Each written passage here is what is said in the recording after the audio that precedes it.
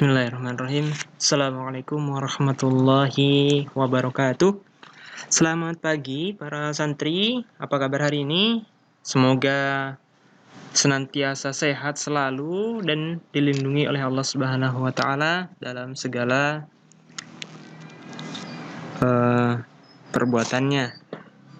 Baik, pada kesempatan kali ini kita akan belajar tentang pendidikan jasmani, olahraga, dan kesehatan di bab kedua, yaitu permainan bola kecil. Nah, baik, dalam permainan bola kecil sendiri ada 3 jenis. Yang pertama permainan softball, kedua permainan bulu tangkis, dan yang ketiga adalah permainan tenis meja. Nah, pada kesempatan kali ini kita akan membahas tentang permainan softball. Nah, apa itu softball? Nah, ini jadi pengertian softball adalah salah satu cabang olahraga yang cara bermainnya mirip dengan permainan bola kasti di Indonesia, yaitu dengan menggunakan alat pemukul untuk memukul bola yang dilemparkan oleh pemain lawan. Nah, ini gambar-gambarnya seorang pemain yang sedang akan melakukan pukulan. Nah, ini alat-alat yang biasa digunakan. Nah, ini seorang pelempar yang akan melempar bola. Nah, ini bolanya. Baik, yang kedua, kita akan mengenal terkait dengan lapangan atau media dalam permainan softball. Nah, ini bisa kita lihat di sini, bentuknya kotak. Ya, jadi definisinya memiliki panjang 16,76 sampai dengan 18,29 meter. Nah, itu para santri bisa membaca lebih rinci terkait dengan ukuran serta bagian-bagian di dalam lapangan softball itu sendiri. Nah, kemudian dalam permainan softball ini membedakan antara laki-laki dan perempuan, baik itu tentang jarak, kemudian titik lempar, dan lain-lainnya. Bahkan juga dibedakan berdasarkan usia dewasa, kemudian usia di bawah 18 tahun atau remaja, dan begitu yang lainnya. Dalam permainan softball sendiri ada beberapa gerak. Ya, ada yang pertama bagaimana seseorang itu atau pemain itu memegang bola, yakni disesuaikan dengan ukuran jari-jari dari tangan masing-masing pemain. Jadi berbeda antara pemain yang ukuran tangannya besar dan ukuran tangannya yang kecil. Kemudian bagaimana dalam gerak bermain, itu gerak yang dilakukan oleh pemain pitcher dan catcher. Pitcher ini adalah pelempar, ya, bisa disebut sebagai pelempar.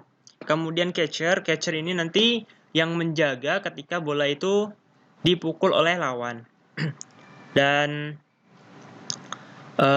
berhasil atau tidaknya lemparan itu ketika nantinya tidak bisa dipukul oleh lawan atau ketika dipukul sanggup untuk ditangkap oleh pemain yang lain.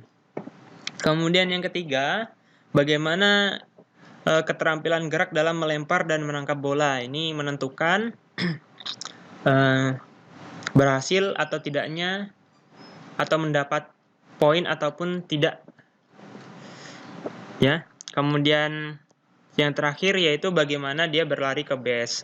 Nah, berlari ke base ini adalah penentu dalam pencetakan angka dalam permainan. Nah, ketika sudah memukul bola dengan sebaik mungkin, kemudian seorang pemukul tadi harus berlari ke base. Tujuannya apa? Tujuannya untuk mencetak angka tanpa terkena bola dari pihak lawan. Nah, ini beberapa variasi dan kombinasi dalam keterampilan gerak softball, yaitu yang pertama adalah dengan gerak bola lambung. Itu biasa dilakukan untuk memukul bola agar melambung tinggi. Fungsinya apa? Fungsinya sama, yakni untuk untuk membuat lawan itu tidak bisa atau tidak sanggup untuk menjangkaunya. Sehingga nanti ketika seorang pemukul sudah memukul bola, maka akan leluasa untuk berlari ke arah base untuk mencetak poin atau angka. Selanjutnya itu dipukul ke arah menyamping atau ke depan. Ini merupakan taktik dari seorang pemain atau seorang pemukul agar musuh itu tidak dapat membaca pergerakan bola.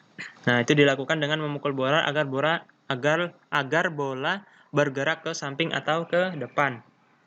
Nah, terakhir dalam permainan softball kita mengenal tata aturan atau peraturan-peraturan yang harus kita jalani, harus kita patuhi.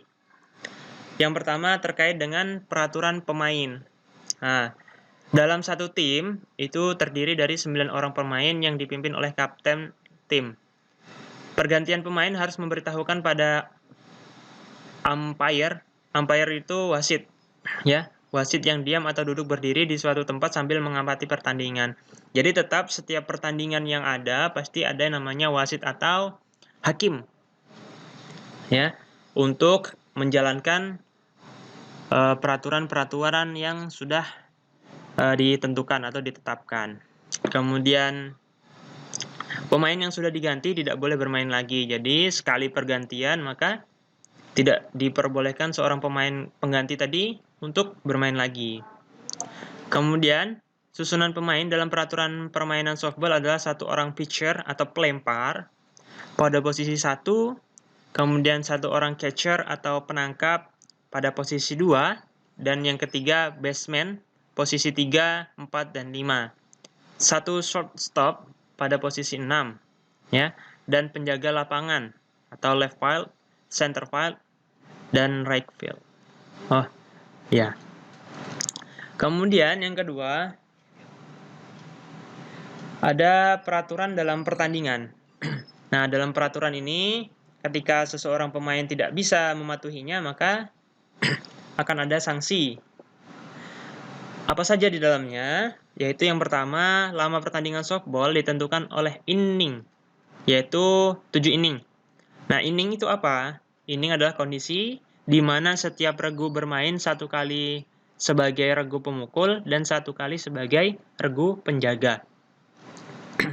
Yang kedua, dilakukan pengundian dengan uang logam untuk menentukan tim penjaga. Nah, jadi antara tim pemukul dan tim penjaga itu bisa ditentukan dengan pengundian. Ya.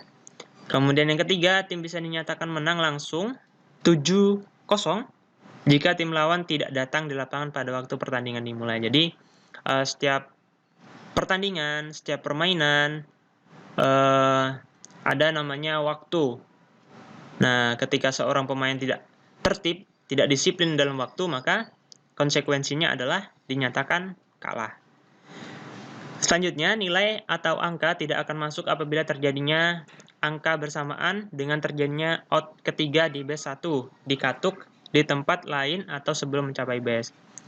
Peraturan permainan softball terkait urutan pemukul ditentukan oleh nomor urut yang telah ditentukan sebelum permainan dimulai. Jadi, ini merupakan strategi untuk para pelatih bagaimana agar pemain andalan mereka itu bisa menang. Terakhir adalah terdapat 4 orang wasit dalam setiap pertandingan softball, yaitu 1 orang wasit kepala dan 3 orang base umpire. Posisi penempatan wasit adalah wasit kepala berada di belakang catcher dan base umpire bertugas di lapangan untuk menentukan mati atau tidaknya pukulan pemain di masing-masing base. Jadi semua sudah pada posisinya masing-masing sebagai dasar untuk para wasit menilai apakah ini layak untuk mendapatkan poin ataupun tidak. Oke, terima kasih. Semoga bermanfaat. Kita bertemu di lain kesempatan. Assalamualaikum warahmatullahi wabarakatuh.